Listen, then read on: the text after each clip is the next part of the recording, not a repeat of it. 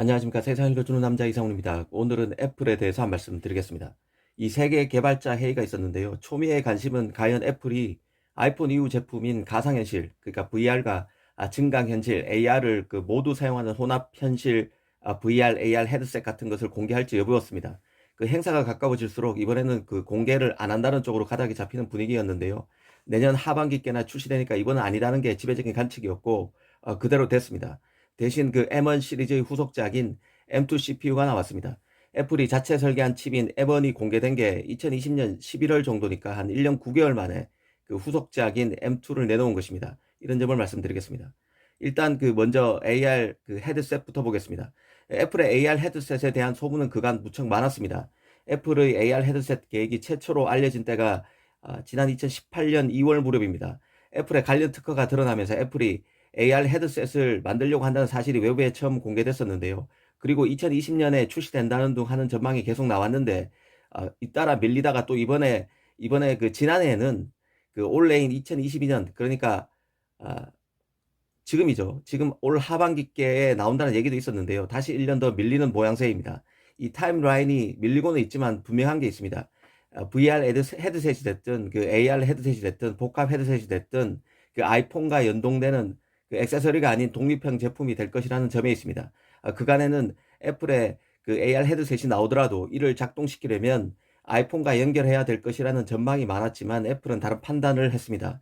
이 헤드셋 제품을 맥이나 아이폰의 액세서리로만 둔다면 제품 성장에 도움이 되지 않는다는 판단에 독자적으로 작동하는 그 헤드셋을 내놓는 방향으로 가닥이 잡혔습니다. 이 거밍치 같은 애널리스트는 현재 아이폰 사용자가 10억 명 가량 있는데 애플은 10년 안에 아이폰을 VR로 대체하기 위해서 그 기간 동안 최소 10억 개의 AR 기기를 판매한다는 목표를 세웠다고도 했습니다. 현재로서는 그 AR 헤드셋이 아이폰을 대체할 수 있을지는 시간이 지나야 알 수 있을 것입니다. 다만 이런 식의 관측이나 전망을 통해서 애플이 미래에 무엇을 준비하고 있는지 추측할 수는 있을 것입니다. 이 거밍치의 발언 등을 통해서 애플의 보관을 추론해 보면 이 모바일 기기의 패러다임이 스마트폰에서 AR, VR 기기로 넘어갈 수 있음을 시사한다고 봅니다.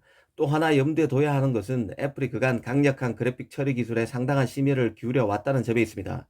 이는 이번 그 AR, VR 헤드셋 제작과도 매우 밀접한 이슈일 수밖에 없습니다. 그런 맥락에서 보면 애플이 자체 GPU 개발 부분에서도 상당한 성과를 보이고 있는 게 아닌가 싶기도 합니다. GPU 기술은 애플이 추구하는 자율주행 기술에도 중요합니다.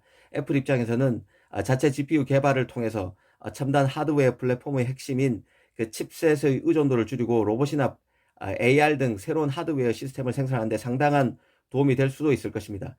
계속 주시할 만한 이슈라는 생각입니다.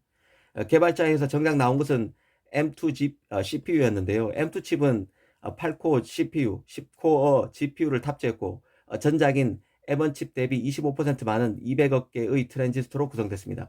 M1처럼 TSMC의 5나노 공정에서 만들어집니다. M1이 그냥 5나노 공정인 M5 공정에서 만들어졌다면 M2는 5나노 2세대 공정에서 만들어진다고만 했습니다. 그래서 TSMC의 N5P 공정 아니면 M4 공정이 될 것 같습니다.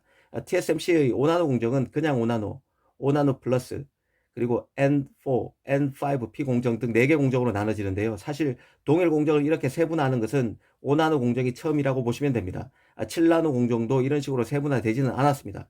기본적으로 이런 식으로 세부적으로 같은 공정을 세세히 나누는 것은 일반적인 것은 아니라는 뜻입니다.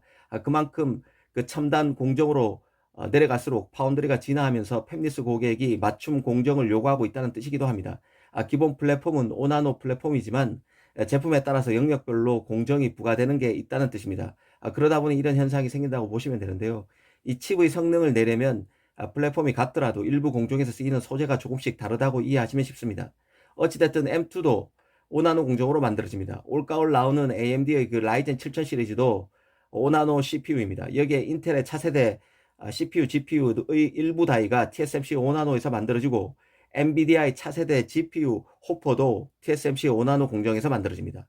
올가을 나오는 그 차기 아이폰의 AP마저 기존 칩 공정에서 만들어질 것이란 얘기가 나돌면서 5나노 칩이 유력합니다. 아마 팹리스 간에 보이지 않는 그 TSMC 5나노 쟁탈전이 치열할 것으로 봅니다.